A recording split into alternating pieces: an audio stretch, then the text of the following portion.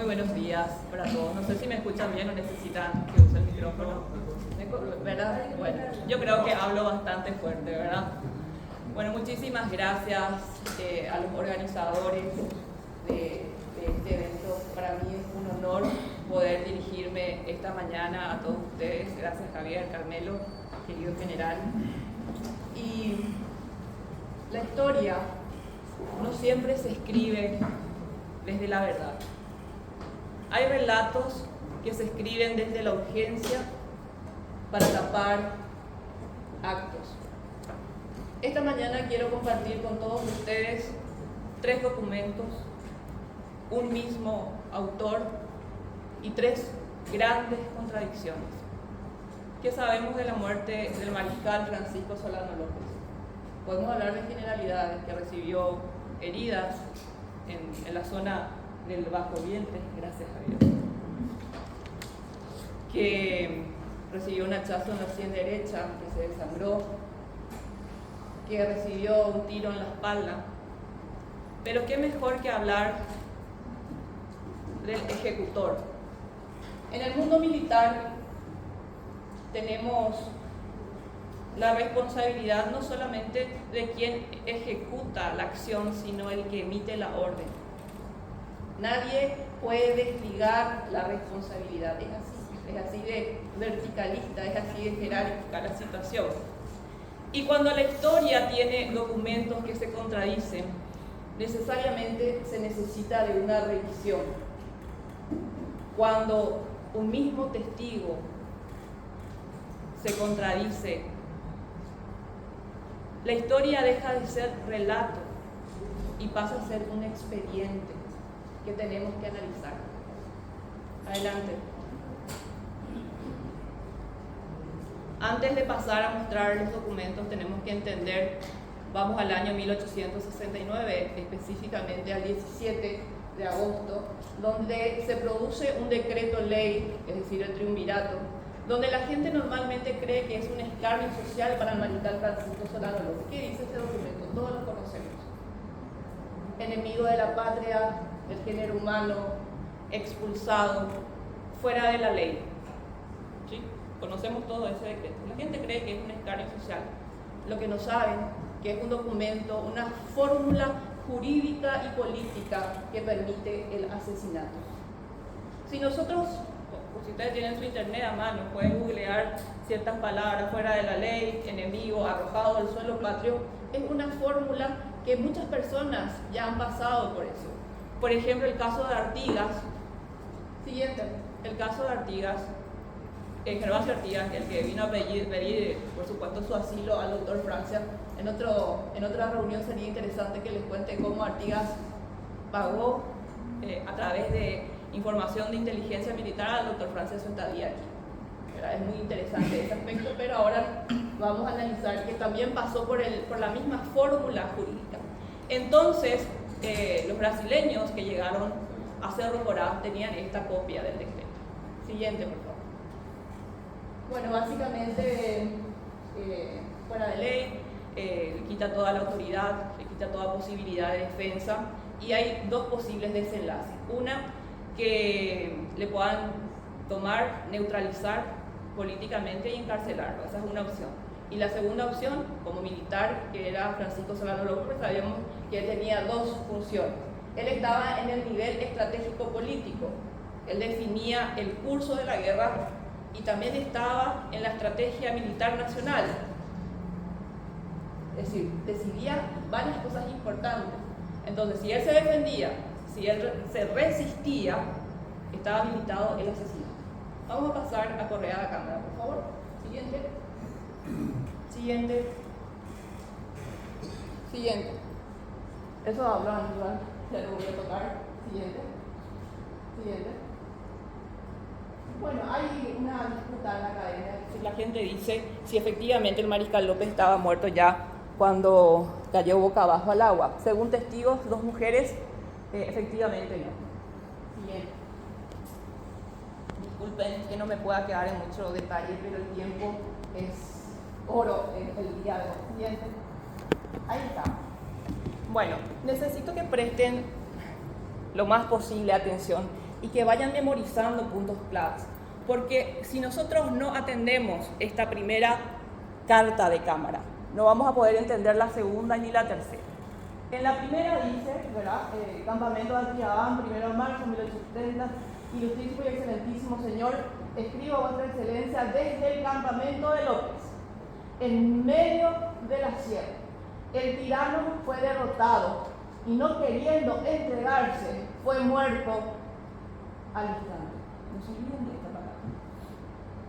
Le intimé la orden de rendición cuando ya estaba completamente derrotado y gravemente herido, pero no accediendo fue muerto.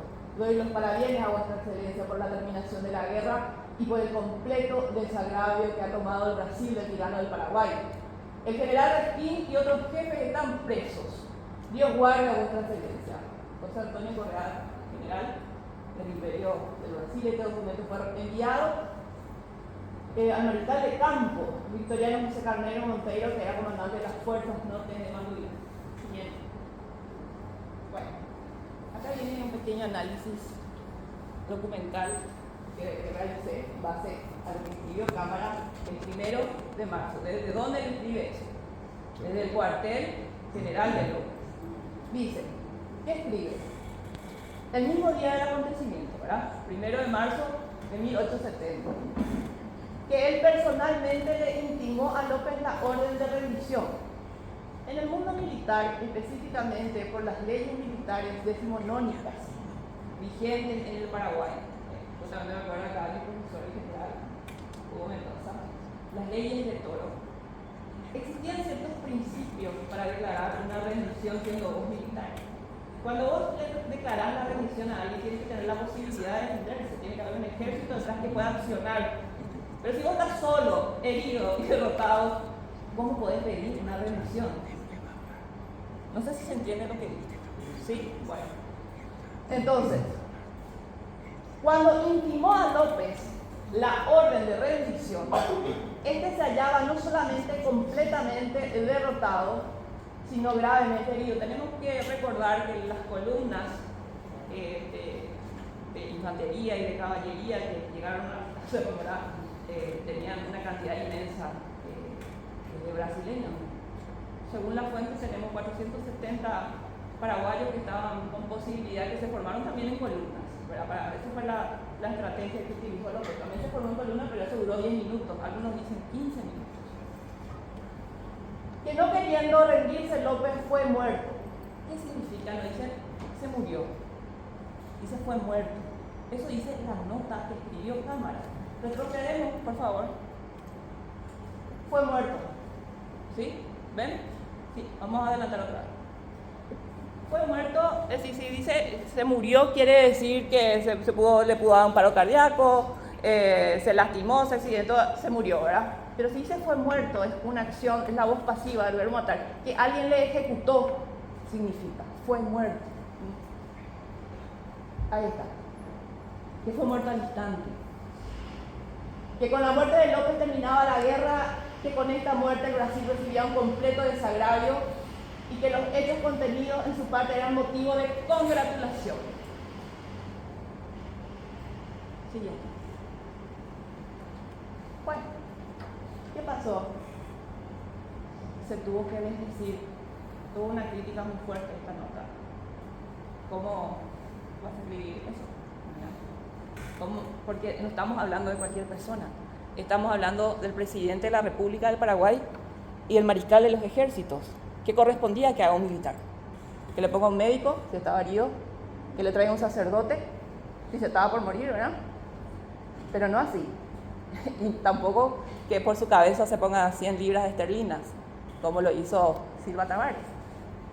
Bien, entonces, vamos a quedarnos ahí. El 13 de marzo, él vuelve a escribir otra carta donde se les dice de lo que obviamente escribió el 1 de marzo. Como ustedes pueden ver, pueden leer esto. No sé si sale todo, creo que no sale todo. Sale bien. Bueno, acá, ¿qué nos dice? Que él murió en el instante en que Cámara le pide la rendición, pero Cámara no le toca a él, sino que le envía un soldado de infantería para que le desarme. porque él le quiso dar una estocada. Si nosotros comparamos este documento con lo que nos dice Juan Crisóstomo Centurión en el tomo 4, dice algo muy interesante que a mí me llamó mucho la atención. Que cuando Cámara se acerca y le dice que se rinda, López no pregunta por su familia, López no pregunta por sus hijos, López le pregunta, ¿y el tratado secreto? ¿Y el tratado secreto? Cámara le responde, se va a cumplir hasta las últimas consecuencias. Según Centurión, dijo, entonces muero por mi patria. Pero vamos a ver el relato de Cámara. Cámara dice que en ese momento, cuando él intentó darle una estocada, se lo desarma y ahí muere, ¿verdad? Dando su último respiro. Eso dice Cámara el 13 de marzo. Totalmente diferente a lo que expuso, a lo que escribió el primero. Pero no solamente nos quedamos ahí, por eso, nosotros, ¿qué es lo que podemos pensar? Yo pienso de Cámara cuando leo estas dos primeras cartas que era un embustero sin mucha profundidad. Porque hasta para mentir tenés que ser un poco profundo, ¿verdad? Porque si no, se notan las secuelas de tu mentira. Y Cámara hizo algo que ni siquiera a posterior detractores iban a poder hacer. Él mismo se contradijo, él mismo se expuso. Siguiente.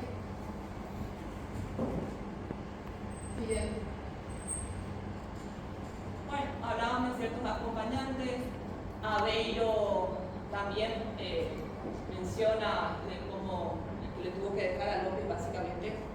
Le tuvo que dejar herido, que saltó, se pone en un matorral. Pero vamos a pasar esto para llegar a la verdad. Siguiente. Esto es muy importante. Esto se publicó en el New York Herald el 20 de junio del año 1870, que es la tercera contradicción de General Cámara. Vamos a leer porque sí, esto es importante. Dice, fue uno de los primeros que llegó, obviamente el documento es más largo, pero yo tuve que resumirlo. Fui uno de los primeros que llegó a la barranca de la que daban Kiwi, es decir, así como estaba, como escribió, de los que vieron a López Exani. Al lado de López se encontraron dos oficiales que murieron, saben nada. Acá ya vemos que se agrega a dos participantes más. En su nota del primero no hablaba de que López estaba acompañado. Él decía que estaba solo, derrotado, ¿se acuerdan, verdad? Abandonado. Acá nos agrega a dos oficiales que murieron, saben nada, defendiéndonos hasta el último momento. Y había además otro oficial que pudo escapar, se resolvió más tarde, supe después, que eran los mayores Estigarribia y Vargas, tiroteados por los fusileros que me seguían. Mientras vadeaban el río para recibirnos como impactables y rigorosos enemigos, no como libertadores. Debo a mi honor militar, a mi nombre y a mi patria, a la historia, a mi conciencia, declarar con fidelidad y permanecer lo que vivió realmente en posesión completa de sus sentidos. Cuando me incliné para tomar la espada de su mano, hizo un movimiento para irme y gritó con firmeza y arrogancia, con espada a mano por mi patria. Ordené entonces a un soldado del 9º batallón que lo desarmara y en esta lucha aspiró sin recibir nueva ayuda. Siguiente. Certificado de función de las heridas de López. Siguiente. Firmado por el cirujano Barbosa, Manuel Acosta y por supuesto avalado por José María Silva Parra. Aquí dice básicamente que tenía dos heridas en el hipocondrio que le afectó el intestino, la zona de la uretra, que tenía mucho, que sangró bastante por el tema de la afección de la herida producida en la frente y finalmente una herida por una bala de fusil dirigida en la región dorsal teniendo una cobertura quedando conservada en la caja torácica. Cámara no recuerda esa herida. Siguiente. Tres contradicciones, tres documentos del mismo autor. Los documentos documentaciones, 3 documentaciones con diferentes enfoques, 3 versiones distintas que pueden favorecer al vencedor, pero hay una realidad que necesariamente, bueno, que no necesita una revisión. Siguiente. Siguiente. Esto es de Silva Tavares. Siguiente. Cómo se pelearon por el dinero. Siguiente. Ahí quedamos. El juramento de vencer o morir no fue un eslogan marketinero, podríamos decir. Este juramento fue sellado con sangre de miles de paraguayos durante la defensa nacional y también en el último combate en Cerro Corá. López no capituló, podía, no se rindió, cumplió su juramento hasta el último momento. Entonces, la historia puede analizar circunstancias, puede analizar discusiones, puede realizar hermenéutica. Y me pregunto, así cuando leo en las redes sociales que la gente se queda en eso de ¿qué es lo que digo? ¿Muero por mi patria o muero por mi patria? Y no discutimos lo que hay que discutir realmente. No solamente qué le hicieron o cómo le ejecutaron a López. Algo muy importante, la coherencia de su palabra. Cómo sostuvo su palabra a lo largo de la defensa nacional. El juramento de vencer o morir. Esas son las cosas que nosotros tenemos que analizar al hombre, al símbolo. Señor Mariscal Francisco Solano López, descansad en paz, porque desde la misma tumba seguís trabajando por nosotros.